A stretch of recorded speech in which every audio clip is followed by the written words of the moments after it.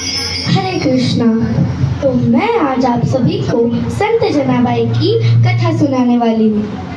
संत जनाबाई पंढरीनाथ भगवान की प्रिय भक्त थी। उनकी आयु 8 वर्ष की थी। वह अपने माता पिता के साथ पंढरपुर में आई थी। उनके माता पिता बहुत ही बूढ़े हो चुके थे। उन्होंने तभी से सोचा कि मैं मेरी सारी जिंदगी प्रभु में कैसे समर्पित करूं। तो उन्होंने बचपन से ही संत नामदेव जी के यहाँ सेवाएं स्वीकार की। संत जनाबाई विट्ठल भगवान की एक प्रिय भक्त होने के कारण उनकी ख्याति जग भर में फैली थी। कबीर जी ने नाम तो सुना था। कबीर जी उनके गांव में पहुंचे। उन्होंने अपने मन में सोचा कि संत जनाबाई, उनके चेहरे पर मुस्कुराहट होगी, उनका स्वभाव बहुत ही शांत होगा, आसपास के सारे भक्त लोग कीर्तन कर रहे होंगे। ऐसी छवि उन्होंने अपने मन में सोची। कबीर जी जब उनके गांव में गए तो सारे लोग और महिलाएं इकट्ठा होकर लड़ाई कर रही थी। उनमें से एक महिला का आवाज बहुत ही ऊंचा था। कबीर जी वहां पर पहुंचे और पूछा कि ये लड़ाई क्यों कर रहे हैं और ये जो महिला लड़ाई कर रही है वो महिला कौन है। तो उन्होंने बताया कि यह जनाबाई है।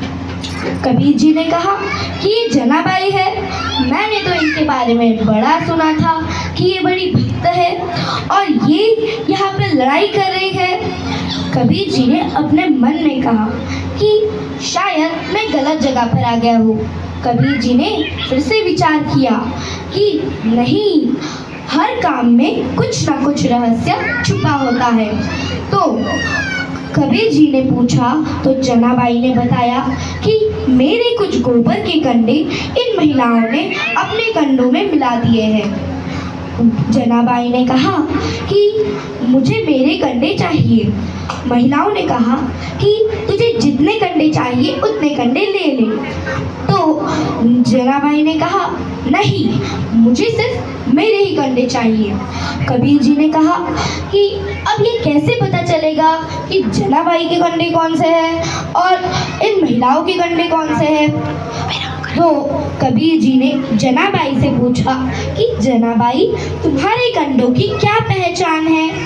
जनाबाई ने कहा एक कंडा उठाओ और अपने कान पर लगाओ, जिस कंडे में से विट्ठल विट्ठल की ध्वनि सुनाई दे वह सिर्फ मेरा कंडा है।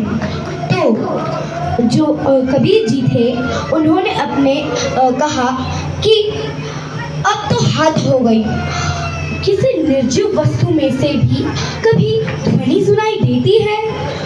तो कबीर जी ने एक कंडा उठाया, अपने कान पर लगाया और सचमुच उसमें से विट्ठल विट्ठल की ध्वनि सुनाई दी। सच भक्तों के रोम रोम में से भगवत नाम की ध्वनि सुनाई देती है।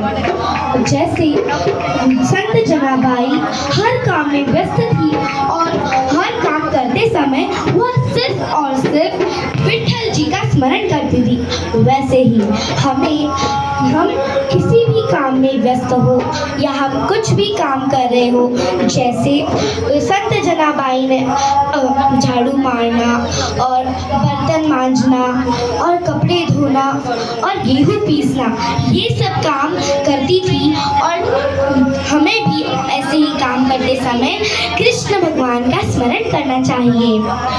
तो विठ्ठल विठ्ठल विठ्ठला हरि ओम विठ्ठला, विठ्ठल विठ्ठल विठ्ठला